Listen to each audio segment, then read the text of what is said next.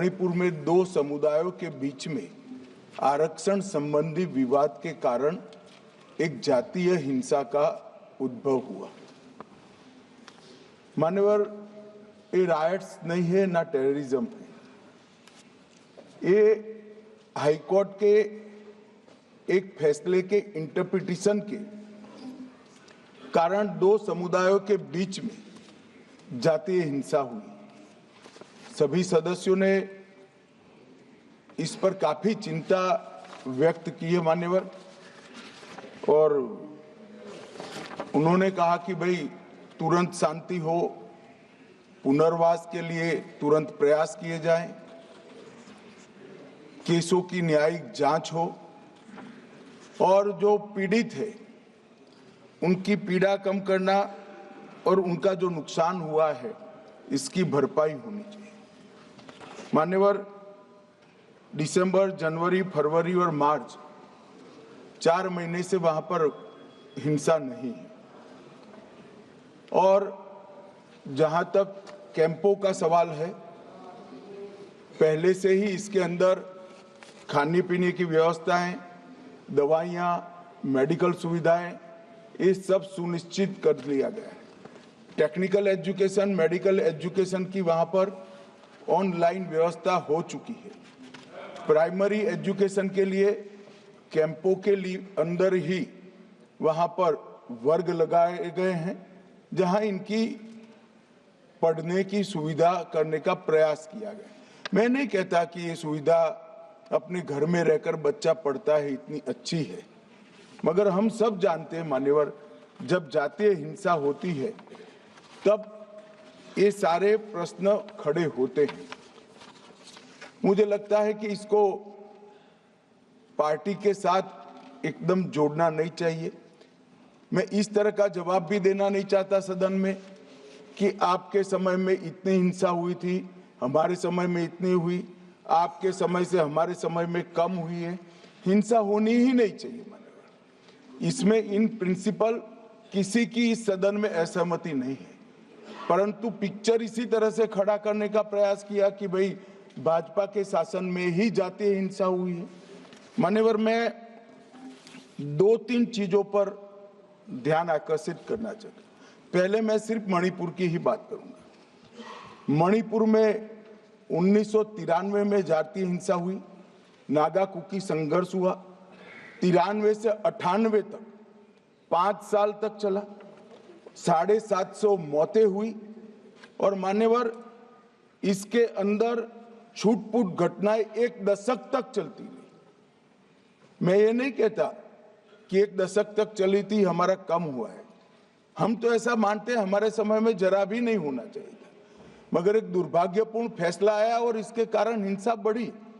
इसको तत्काल कंट्रोल कर दिया गया। जो 260 मौतें हुई है मान्यवर, इसमें से 80% पहले 1 महीने के अंदर ही हुई, 80%। बाकी सारी मौतें बाकी महीनों में होती गई। मान्यवर, कुकी पाइते संघर्ष हुआ 97-98 में, 50 से ज्यादा गांव नष्ट कर गए, 40,000 लोग विस्थापित हुए, 352 लोग मारे गए, सैकड़ों घायल हो गए, 5,000 घर जलाए गए। मतई पंगल संघर्ष हुआ 1993 में, उस वक्त 100 से ज्यादा मृत्यु हुई थी और 6 माह तक हिंसा चली। अब मैं चित्र इस तरह से खड़ा कर दिया गया कि भारतीय जनता पार्टी विफल हो गई। मैं इतना ही कहना चाहता हूं, ये तीनों हिंसा, बड़ी बड़ी हिंसा, 10 साल, 3 साल और 6 माह और सैकड़ों मृत्यु, इससे भी ज्यादा, वो इंडिया अलायंस के शासन में तीनों वक्त आपके ही प्रधानमंत्री थे और उसके बाद भी नहीं गए, कोई गृह मंत्री भी नहीं गया। जो मुद्दे उठाते हैं उनको मेरा सिर्फ छोटा सा वास्तविकता मैं बताना चाहता हूं। और मान्यवर, ये तो जातीय हिंसा थी। हमारी सरकार आई 2017 में, उसके पहले 5 साल में एवरेज 1 साल के अंदर 212 दिन मणिपुर बंद रहा है मान्यवर। कोई जातीय हिंसा नहीं थी। एक लगभग 1000 से ज्यादा एनकाउंटर हो गए। सुप्रीम कोर्ट को संज्ञान लेना पड़ा था माननीय। हमारे 6 साल में एक भी दिन बंद नहीं रहा, ब्लॉकेड नहीं हुआ, हिंसा नहीं हुई। जब एक विशिष्ट परिस्थिति हुई कि सुप्रीम कोर्ट के एक जजमेंट का इंटरप्रिटेशन दोनों समुदायों ने अपने अपने खिलाफ किया, हाईकोर्ट के, और 2 ही दिन में हिंसा भड़क गई। और एक ये भी कहा गया कि इसको नजरअंदाज किया गया। जिस दिन जजमेंट आया उसी दिन यहां से कंपनियां वायुसेना के विमान में मान्यवर वहां रवाना कर दी। कोई नजरअंदाज नहीं किया। इस सब में हम सबकी संवेदनाएं बराबर है भाई, होनी ही चाहिए। परंतु मेरा आप सभी से भी विनती है कि सरकार शांति प्रस्थापित करने के सभी प्रयास, उच्चतम प्रयास कर रही है। कृपया इसको पॉलिटिसाइज न करिए, और पॉलिटिसाइज करना है तो फिर डिबेट होगी, उसमें जवाब भी पॉलिटिकल देना पड़ेगा। मगर मैं नहीं चाहता माननीय। मैं चाहता हूं जिसका भी मृत्यु हुआ है इस सदन ने उसके प्रति सम्मान रखना चाहिए, संवेदना रखनी चाहिए, मन में दर्द भी रखना चाहिए। राष्ट्रपति शासन आने के बाद दोनों समुदायों से चर्चा भी हुई। 2 मीटिंग दोनों समुदायों के सारी संस्थाओं से अलग अलग हुई है, और बहुत कम समय में एक संयुक्त मीटिंग भी भारत सरकार के गृह विभाग के अधिकारियों के साथ होगी। हम इसका रास्ता ढूंढने का प्रयास भी कर रहे हैं। मगर पहली चिंता शांति प्रस्थापित करने की है। जैसा मैंने कहा, 4 महीने से एक भी मौत नहीं हुई है, 2 इंजर्ड हुए हैं, और परिस्थिति बाय एंड लार्ज कंट्रोल में। मैं नहीं कहता संतोषजनक है। जब तक ये विस्थापित कैंपों में रहे तब तक संतोष होने का सवाल ही नहीं। पुनर्विसान पैकेज पर भी अभी चर्चा चल रही है मान्यवर। और आज तो मैं सदन के सामने मान्यवर ये राष्ट्रपति शासन का अनुमोदन कराने के लिए आया हूं। ये कहा गया कि अविश्वास प्रस्ताव, कोई अविश्वास प्रस्ताव रिकॉर्ड पर नहीं मान्यवर। कांग्रेस पार्टी के लिए अविश्वास प्रस्ताव लाने के लिए इतने विधायक ही नहीं है कि वो अविश्वास प्रस्ताव लाए। ये हमारे मुख्यमंत्री ने इस्तीफा दिया, फिर राज्यपाल ने भाजपा के 37, एनपीपी के 6, एनपीएफ के 5, जेडीयू के 1 और कांग्रेस के 5 सदस्यों से चर्चा करी। जब बहुमत सदस्यों ने कहा कि हम सरकार बनाने की स्थिति में नहीं है, तब राष्ट्रपति शासन की कैबिनेट ने अनुशंसा की, जिसको राष्ट्रपति महोदय ने स्वीकारा। और जो सुप्रीम कोर्ट का जजमेंट है, इसके हिसाब से मैं 2 माह के अंदर इसका अनुमोदन लेने के लिए आया हूं। मेरा सदन के सभी सदस्यों से विनती है कि सरकार चाहती है कि जल्द से जल्द शांति हो, जल्द से जल्द पुनर्वसन हो, और जो जख्म लगे हैं उस पर मरहम भी लगाया जाए। कृपया सभी दल एक मत होकर ये राष्ट्रपति शासन के निर्णय का अनुमोदन करें, ऐसा मैं आपके माध्यम से विनती करना चाहता हूं। प्रश्न ये है कि माननीय मंत्री द्वारा प्रस्तुत सामंदिक संकल्प को स्वीकृत किया जाए। जो सदस्य इसके पक्ष में हाँ कहें, जो सदस्य विरोध में ना कहें। मेरे विचार में निर्णय हाँ वालों के पक्ष में, हाँ वालों के पक्ष में हुआ। सामंदिक संकल्प स्वीकृत हुआ। माननीय सदस्यों, आज आप सब ने इतनी देर तक बैठकर सार्थक चर्चा की, शांतिपूर्ण तरीके से सारी कार्यसूची को समाप्त किया। इसके लिए मैं सभी माननीय सदस्यों को, सभी दल के नेताओं को इसके लिए धन्यवाद देता हूं। सभा की कार्रवाई आज दिनांक 3 अप्रैल 2025 को प्राप्त 11 बजे तक के लिए स्थगित की जाती है। आज ही कार्य तो 11 बजे तक के लिए कार्यवाही स्थगित की गई। ऐतिहासिक दिन, कई बड़े मुद्दे आज सदन में रखे गए। मणिपुर मामले पर गृहमंत्री अमित शाह ने जवाब दिया, मत विभाजन हुआ। राष्ट्रपति शासन लगाने को लेकर राष्ट्रपति का जो फैसला था आर्टिकल 356 के तहत, उसको सदन से मंजूरी दी गई और कुल 6 महीने तक के लिए अब राष्ट्रपति शासन जो है मणिपुर में लागू रहेगा। अगर राज्यसभा से भी ये पास हो जाता है तो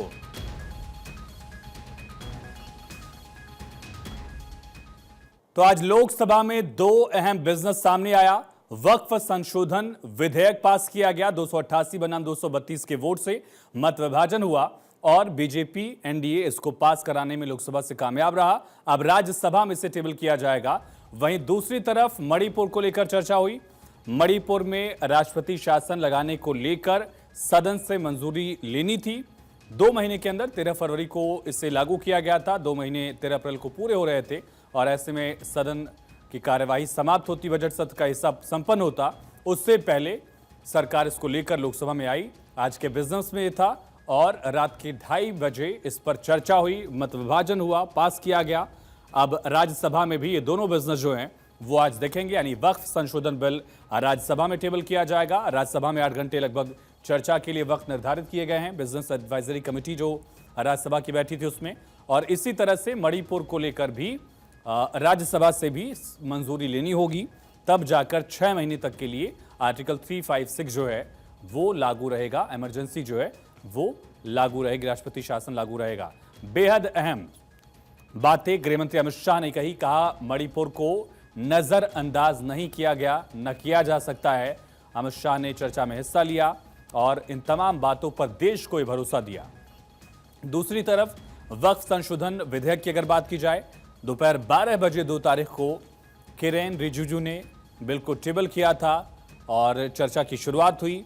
रात के 12 बजे फिर कंक्लूसिव रिमार्क जो है, यानी कि आखिरी बात जो है वो उन्होंने मत विभाजन से पहले रखी। सदस्यों के सवालों का जवाब दिया, जो डाउट्स थी उनको लेकर जवाब दिया, जो आरोप थे उस पर पलटवार भी किया और अपनी बात उन्होंने रखी। उसके बाद मत विभाजन का दौर हुआ। वोट ऑफ डिवीजन जिन जिन मुद्दों को लेकर मांगी गई उस पर मत विभाजन हुआ। ज़्यादातर संशोधन जो है वो ध्वनिमत से खारिज किए गए, लेकिन एक संशोधन जो है वो चर्चा का विषय भी रहा। उम्मीद है कि इस पर आगे भी पॉलिटिक्स हो सकती है। लेकिन एनके प्रेमचंद्रन जो कि केरल के कोल्लम से सांसद हैं, आरएसपी के सांसद हैं, उन्होंने एक अमेंडमेंट मूव किया था वक्फ संशोधन विधेयक पर और उस अमेंडमेंट के तहत उन्होंने ये मांग की थी कि गैर मुस्लिम सदस्यों का वक्फ में होना रोका जाए, इसमें सुधार किया जाए, बदलाव किया जाए। उसको उनकी अमेंडमेंट को लेकर डिवीज़न मांगा गया और उस पर 288 बनाम 231 का आंकड़ा जो है सामने आया। फिर फाइनल वोटिंग हुई जिसमें 288 232 का आंकड़ा, और इसी के साथ वक्फ संशोधन विधेयक जो है वो लोकसभा से पास हुआ। आज ही इसे राज्यसभा में भी टेबल किया जाएगा। दूसरी तरफ मणिपुर में राष्ट्रपति शासन लगाने को लेकर चर्चा हुई, वोटिंग हुई और ये बड़ा फैसला, बड़ी खबर।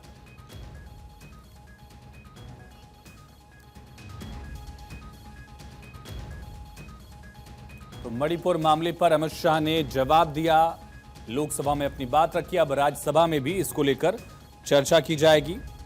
आज का दिन बेहद अहम रहा लोकसभा की कार्यवाही को लेकर। ऐतिहासिक वक्त से कई बड़े ऐसे मौके रहे हैं भारत के इतिहास में जब सदन आधी रात तक चला है, और आज इन मौकों का साक्षी भारत भी एक बार फिर से बना। भारत 24 भी इसका साक्षी बना अगर कहा जाए। इससे पहले जीएसटी को लेकर आधी रात तक चर्चा हुई थी जब सदन से पास किया गया था। इसके अलावा वेतन भत्ते अधिनियम जो रहा है उसको लेकर भी याद करिए चर्चा आधी रात तक हुई थी। कोविड को लेकर भी चर्चा देर रात तक की गई थी। मोदी सरकार में 3-4 मौके ऐसे रहे जब आधी रात तक संसद चली, लेकिन शायद ये भारत के इतिहास में सबसे ज़्यादा लंबे वक्त तक चलने वाली कार्यवाही हो। उनमें से एक तो ये पक्का है। दूसरी तरफ राज्यसभा में भी आज ही बिल को टेबल किया जाएगा और एक लंबी चर्चा के बाद सोचिए, जिस बिजनेस एडवाइजरी कमेटी में 8 घंटे का वक्त तय किया गया था, विपक्ष वॉकआउट कर गया था। विपक्ष की मांग थी कि 12 घंटे चर्चा की जाए। लोकसभा में एग्जैक्टली वही हुआ। सरकार की सहमति से स्पीकर ने वक्त लगातार बढ़ाया और 12 घंटे की चर्चा के बाद, लंबे गहन मंथन चिंतन के बाद ये बिल लोकसभा से पास किया गया है और इस पर गृह मंत्री अमित शाह ने अपनी बात रखी। किरेन रिजिजू ने ओपनिंग और क्लोजिंग रिमार्क अपने रखे। इसके अलावा जेपीसी के अध्यक्ष रहे डुमरियागंज के सांसद जगदम्बिका पाल ने अपनी बात रखी। पूर्व केंद्रीय मंत्री हिमाचल से सांसद अनुराग ठाकुर ने अपनी बात रखी। पीपी चौधरी ने अपनी बात रखी। तमाम दोनों ही तरफ के पक्ष विपक्ष के सांसद, और वो भी सांसद जो किसी पक्ष में नहीं है, मसलन अकेले जीत कर आए सांसदों ने भी अपनी बात रखी जो अपने दल से अकेले हैं, चाहे वह असुद्दीन ओवैसी हो, नगीना के सांसद चंद्रशेखर आजाद हों, इसी तरह से हनुमान बेनीवाल, ये तमाम सांसद अपनी बात रखते गए और उन तमाम सवालों का जवाब खुद अल्पसंख्यक कल्याण मंत्री की तरफ से सदन में दिया गया। और एक सार्थक चर्चा के बाद अगर कहा जाए, ये बिल लोकसभा से पास हुआ है, राज्यसभा में बिल को आज टेबल किया जाएगा। फिलहाल लोकसभा की कार्यवाही दिन के 11 बजे तक के लिए स्थगित कर दी गई है। लगातार चर्चा हुई और बिजनेस में एक और मुद्दा था, उसके बिना कार्यवाही संपन्न नहीं हुई। वो मुद्दा था लोकसभा में मणिपुर को लेकर चर्चा। जैसा आप सब जानते हैं कि 13 फरवरी 2025 को मणिपुर में लगभग 2 वर्षों की हिंसा के बाद राष्ट्रपति शासन लागू किया गया था और नियम यह है कि आर्टिकल 356 के तहत जब राष्ट्रपति शासन लागू किया जाता है तो सरकार को 2 महीने के अंदर सदन से मंजूरी लेनी होती है, दोनों सदनों में उसे पास कराना होता है और तब जाकर वो राष्ट्रपति शासन जो है वो 6 महीने तक चलता है। अब 6 महीने के बाद फिर से सरकार को डिसाइड करना होगा कि क्या उसे फिर से एक्सटेंड करना है, तो अगले सत्र में फिर से सरकार को उस पर चर्चा कराकर उसे पास कराना होगा या फिर जो भी सरकार का फैसला होता है वो आने वाले वक्त में देखा जाएगा। 2 वर्षों तक मणिपुर में लगभग मई 3 तारीख 2023 का ये मामला है जब मैतेई को एसटी का दर्जा देने को लेकर हाईकोर्ट के एक फैसले से वहां प्रदर्शन शुरू हुआ, एक मार्च निकाला गया और पूरा मणिपुर का जो हिस्सा है मैतेई वर्सेस कुकी की एक जंग मैदान में तब्दील हो गया था। 258 से ज्यादा लोग मारे गए, 1000 से ज्यादा लोग घायल हुए, महिलाएं काफी इससे प्रभावित हुई, पीड़ित हुई। एक जघन्य अपराध का एक वीडियो जो सोशल मीडिया पर उस समय सर्कुलेट हुआ था, उससे मणिपुर की स्थिति को लेकर पूरे देश ने चिंता जाहिर की। और उसके बाद इस साल की शुरुआत में अगर कहा जाए, जब एन बीरेन सिंह ने इस्तीफा दिया, उसके पहले अजय भल्ला जो पूर्व सबसे अहम अधिकारियों में से रहे हैं गृह मंत्रालय के, उनको वहां पर राज्यपाल बनाकर भेजा गया। तभी से सारे डेवलपमेंट जो हैं वो देखे जा रहे थे। हालांकि मणिपुर अब शांति की राह पर है, लगातार हथियारों का सरेंडर हो या फिर व्यवस्थाओं को लेकर अगर देखा जाए, जो भी ब्लॉकेट्स थे उनको हटाया गया। शांति बैठकें जो हैं, पीस कमिटीज की बैठक इस तरह से वहां की गई, दोनों पक्षों को एक साथ ले आया गया, बातचीत की गई। वो तमाम कोशिशें कामयाबी की तरफ धीरे धीरे बढ़ रही हैं और मणिपुर वापस शांति की राह पर अग्रसर है। लेकिन जो संवैधानिक फैसला था, जो कानूनी फैसला था, उसको लेकर एक बड़ा अपडेट आज ये आया कि 13 फरवरी को जो राष्ट्रपति शासन लागू किया गया था उसे आज लोकसभा से मंजूरी मिल गई। अब राज्यसभा में जाएगा, राज्यसभा से मंजूरी के बाद कुल 6 महीने तक के लिए राष्ट्रपति शासन लागू होगा, जो आर्टिकल 356 के तहत देश की राष्ट्रपति द्रौपदी मुर्मू ने मणिपुर की स्थिति को देखते हुए लागू किया था कैबिनेट की अनुशंसा पर। राष्ट्रपति शासन लगाने को लेकर भी गृह मंत्री अमित शाह ने अपनी बात रखी और दूसरी तरफ कांग्रेस के सांसद शशि थरूर ने इस पर चर्चा की शुरुआत की।